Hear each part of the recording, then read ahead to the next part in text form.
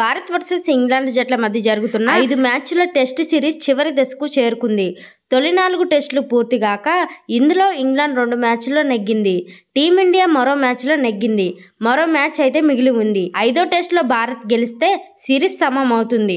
ఓడినా డ్రా చేసుకున్న సిరీస్ మాత్రం ఇంగ్లాండ్ సొంతమవుతుంది. 4వ టెస్ట్ తొలి 4వ రోజు ఆట అనంతరం ఒక దశలో టీమిండియా ఓడిపోతుందని అంతా అనుకున్నారు. అయితే 4వ రోజు టీమిండియా అద్భుతంగా పోరాడింది. గిల్, వాషింగ్టన్ సుందర్, జడేజాలు శతకాలతో మెరిశారు. కేఎల్ రాహుల్ త్రుటితో శతకాన్ని చేజార్చుకున్నాడు. టీం కష్టాల్లో ఉన్న ప్రతిసారి ఒక ప్లేయర్ నిలబడుతున్నాడు.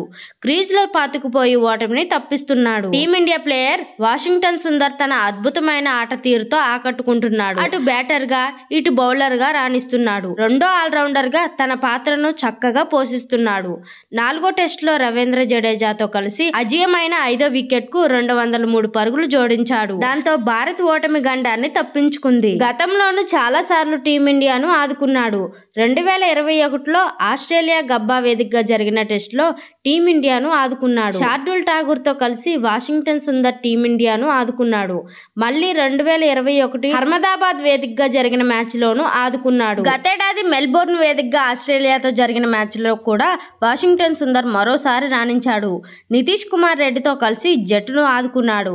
ఇక తాజాగా మాంచెస్టర్ టెస్ట్ లోనూ వాషింగ్టన్ సుందర్ రాణించాడు.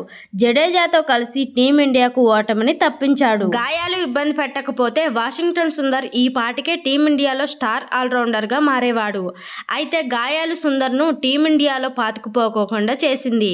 రిషబ్ పంత్ తర్వాత వాషింగ్టన్ సుందర్ టీమిండియా నిజమైన ఆపద్బాంధవుడిగా మారాడు. రెండో ఇన్నింగ్స్ లో భారత్ 143 ఓవర్ల పాటు బ్యాటింగ్ చేసింది.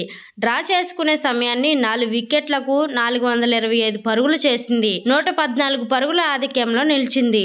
తొలి 4 రోజుల ఆట పేలవ ఆట తీరు ప్రదర్శించిన భారత్ 5వ రోజు మాత్రం అదరగొట్టింది.